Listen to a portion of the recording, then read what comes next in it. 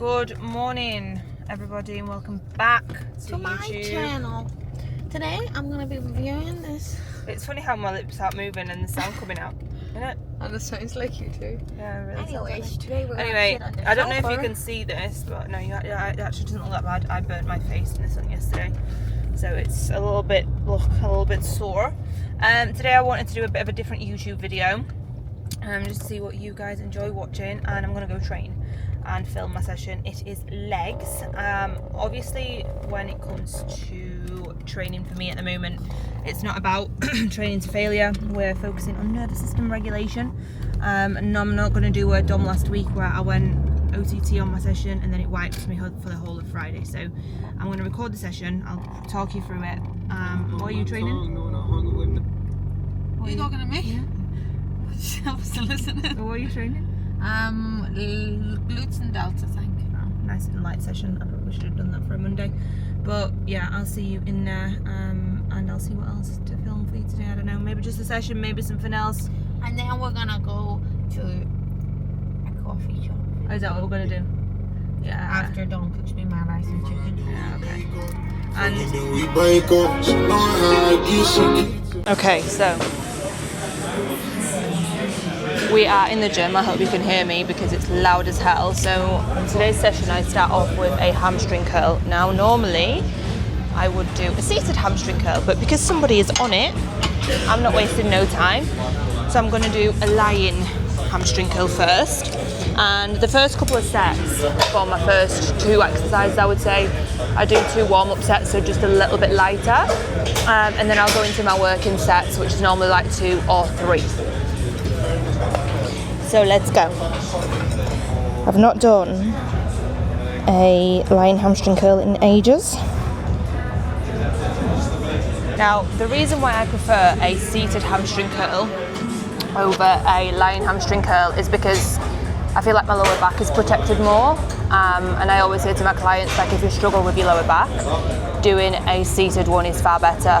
But they still work the same muscles. If you feel it in your lower back, just make sure you lower the weight and really dig your hips into the pads, and that way you're not going to be elevating, because what a lot of people do, I'm going to go really light to show you, is they will swing and like arch their back, and obviously then you're using your lower back and not your hamstrings. So what we want to be doing is really digging your hips into the pad.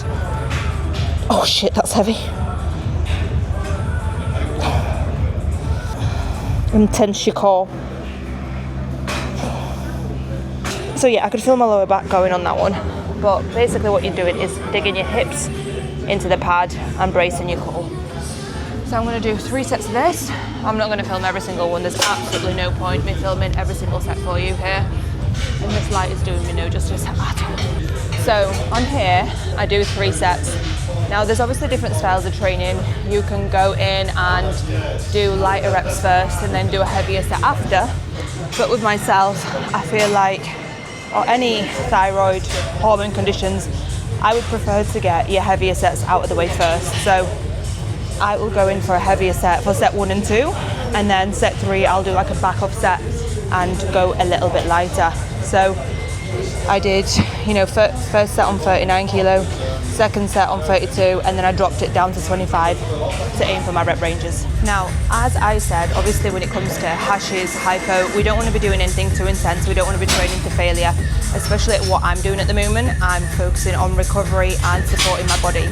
So I don't want to be hammering myself. So some sets, some exercises, I will only do 2 sets. For example, Bulgarian split squats, I'm only doing 2 sets.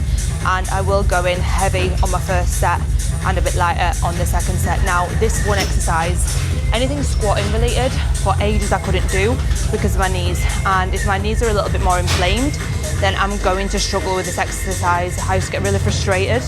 And now I'm at a point where I can actually go a little bit heavier. Now, granted, I have been spiked with gluten over the weekend, so my knees are a little bit iffy, but I'm going to attempt it and see how I am.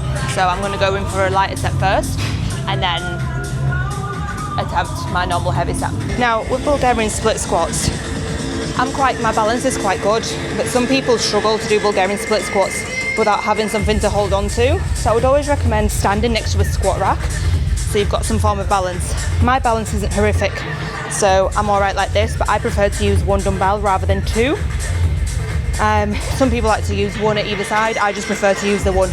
So I've got 34 kilos here. Let's see how it goes. Oh shit, too close to the bench.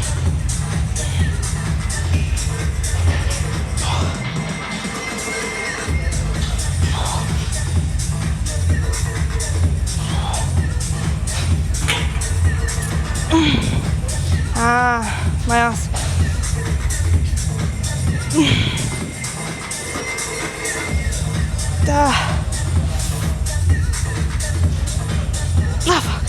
I feel very weak today. Oh my god. I didn't have a great sleep last night. I only got about 6.5 hours and it's definitely showing today. Bulgarian split squats is a love-hate relationship. My heart rate's 160. Am I gonna die? Potentially. Hopefully not. The biggest thing with exercises like this, you want to make sure you rest enough. So I've done one leg, 2 to 3 minute rest. Now, again, people usually rush through these things. They don't allow the heart rate to come back down. I can't catch my breath, give me a second. People don't allow the heart rate to come back down before they go into the second set, so they're not fully recovered and they're not able to get the most out of the session. So really important to allow for recovery. Heart rate, you want it kind of back down at like 100. You don't want it to be 130, 140, 150, because you're not going to be able to push yourself. You will also find that one leg is weaker than the other, so you always want to start on your weaker leg. And when it comes to Bulgarians, I feel like everyone has different body mechanics, right? So how you position yourself depends on what feels comfortable for you and what area you're trying to aim for, to target. Now with me, it's glutes. So I stand a little bit further back and I lean forward when I do it. Because if you want to get your quads, you can stand closer to the bench. But again, that would aggravate my knee more. So I make sure I get a good distance between the bench.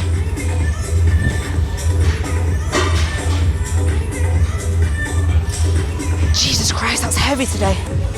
No, I swear, my face is burnt, but it's not this burnt. Like, this is given that it's the lighting in here.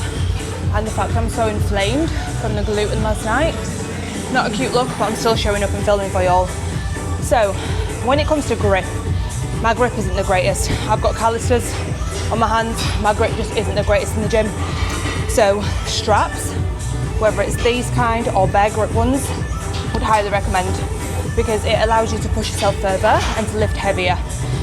Because if your grip goes, you feel like you can't progress. Some people will say, you know, it's not good to use belts, straps. Don't listen to them, use them if you need to. So second set, we're going back off set. We're going a little bit lighter and higher reps. Nice and controlled movements. You want to feel that stretch in your glute. I'm stuck.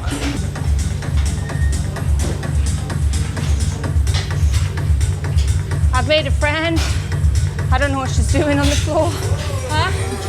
Oh, it's showing them how to stretch. Lately I've been doing better than the last 4 cold Decembers. This is definitely my weaker leg. I should have started on this one. 150. There's no turning back. Dirty Diana. No.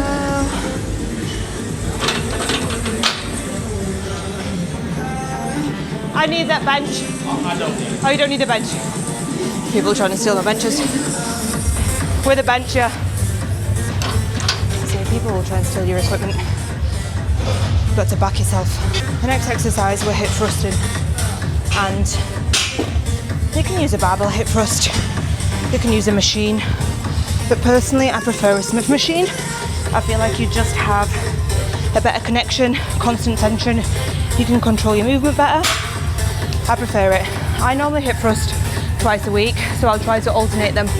I'll do a Smith machine and then I'll do a barbell as well, or depending on availability. No worries, honey. It depends on availability, so. Hip thrust pad, needed, that hurt. I've got a friend joining me for hip thrusts today. She asked me if I already warmed up, and this is my warm up. I don't know what she's chatting. because she lifts just as heavy as I do. So the first set on hip thrusts will be a little bit of a light one again, gauging for your weight, and then I personally will go in with a heavier weight straight off the bat. So 130 I'll go in for. It's always better training with somebody else because you rack the weights together and it doesn't take you as long. 20, 40, 60, 120, and then give me a 5 on each side as well. I just walked into the machine. So what you might notice when I'm hip thrusting is that I don't go all the way to the bottom, and the reason behind that is I feel like I lose tension in my glutes and then I use my lower back too much, so it's more of a CAS hip thrust rather than a full one. So I'll go to about here and squeeze at the top. Everything's so heavy today.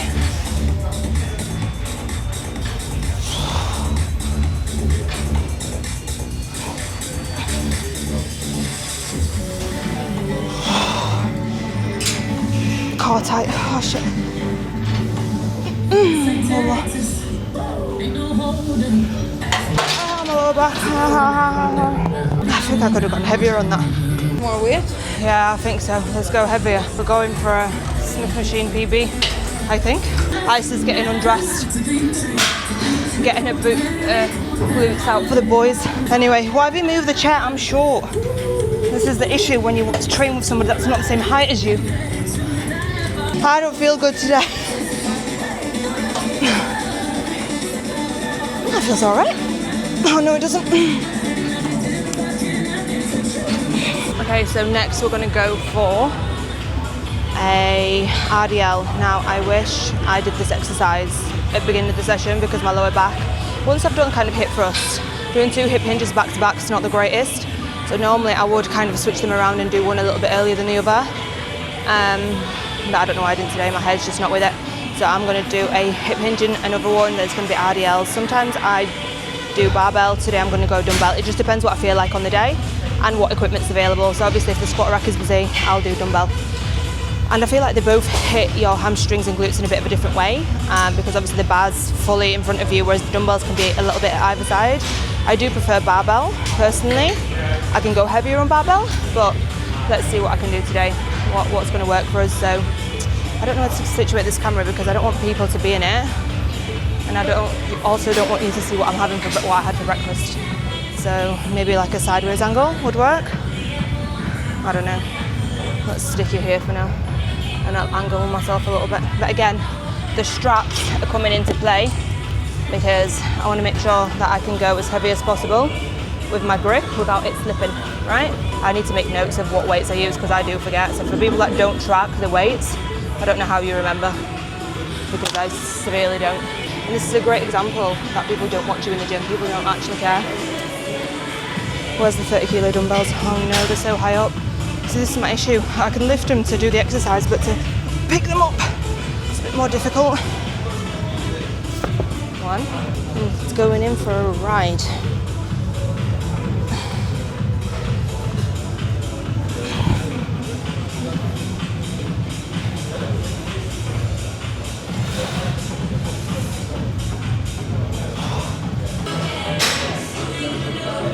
Yeah, my lower back has gone. I was aiming for 10 reps. There's no point. I'm just going to injure myself. So yeah, normally I'll do 10 reps on 30 kilo. Not today. Not today, Satan. Right, whilst we're here, I want to talk you all through an RDL because I feel like it's the one most common exercise that people do wrong. They end up, I don't know, arching the backs and going kind of forward instead of hip hinging back. So they will go like this instead of actually hinging back with the hips, right? So what the phrase that I always use with my clients is pretend like you are showing somebody your ass and you're lifting your skirt up like that. Everybody just watched me do that, so that was embarrassing, but we move. So whether you're doing dumbbell or barbell, you want to make sure that your stance is kind of a narrow stance, shoulder width apart.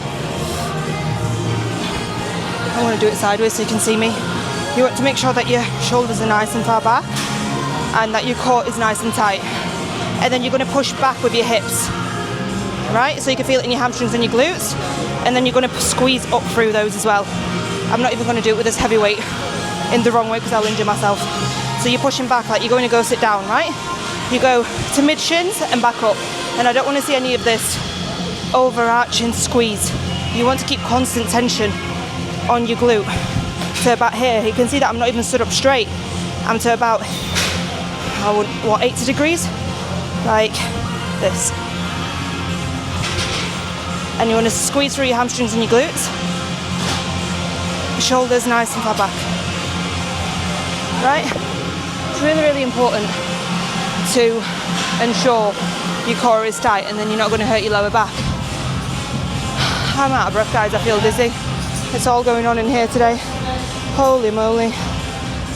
Yeah, so normally I would see people do this or like lean forward when you actually want to hinge from your hips backwards. If you're struggling with a connection, what I would recommend is not doing any weights, just for the first few sets. Grab your hands, feel your glutes and your hamstrings because it's called the mind-muscle connection. Sometimes you struggle to connect because you're not feeling it. So just touch the muscle and pull through it. Final exercise is a hip abductor. Now, I'm going to film this from this angle just for a few sets because it's not the greatest angle, then I'll go from behind. So, there's different variations you can do this, right? You can lean forward like this, which I like to do because I feel it in my glutes far better. Sometimes I change the position and I sit up and do this. Again, I think it depends on your body mechanics in terms of how short your legs are, how long your legs are, your torso. Okay, I went too heavy to try and demonstrate. But you can also, obviously, sit right back and just do it like this. But I feel like this gets your actual hips more than your glutes. So I like to experiment. And because I'm short as well, I have to move a lot closer on the seat because my feet don't reach a good position. You will also see people sitting upright like this or leaning back but sitting forward. And again, this will hit the top of your glute a little bit more. Anyway, explanation time over, time to do a set. Heavy set, 117 kilos. And I'm holding myself upright. Nice and slow, controlled movements.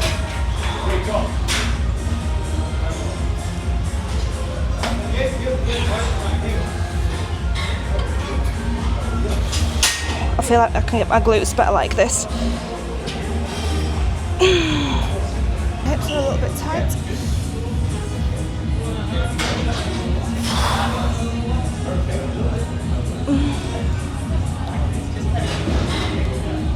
Come on, Dom. You've got this. Oh, Jesus. Okay, last set we'll go light just to kind of rep it out and get as many reps in as possible. She's coming over.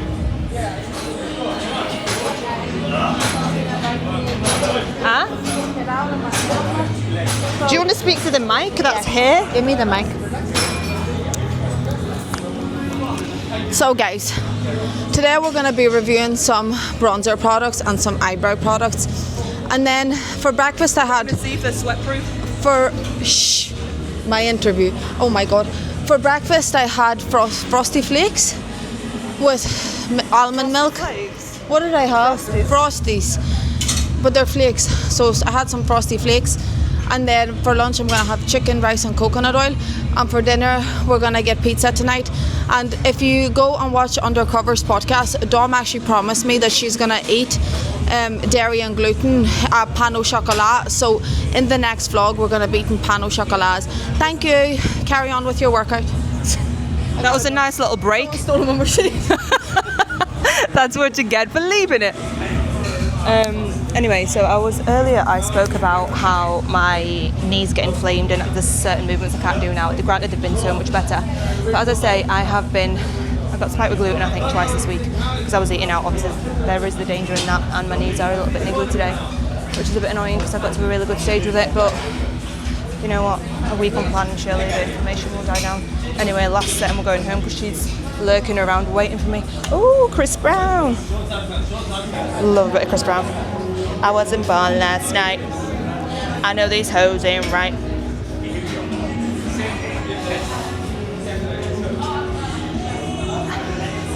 These hoes ain't loyal. No, they ain't.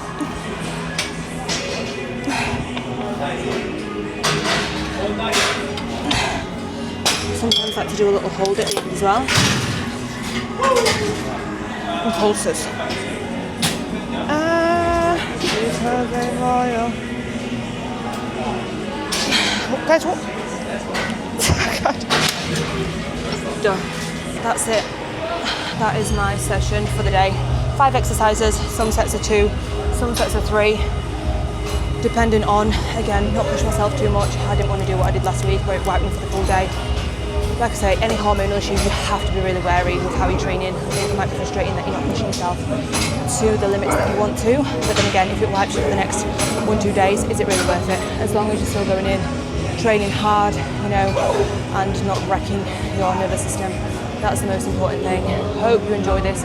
I don't know how choppy this is, if you're going to be able to hear me or not, but if you want more workout videos, let me know. Obviously I train 4 times a week, so happy to film some along the way. And if you enjoy this type of content, again, comment, like, subscribe, and what are you looking at? You know what, I don't care, people look at me like, another one, what are you staring at? I'm talking to a camera in the middle of the gym, and what? There's about 100 people with a tripod. Anyway, subscribe, like and follow.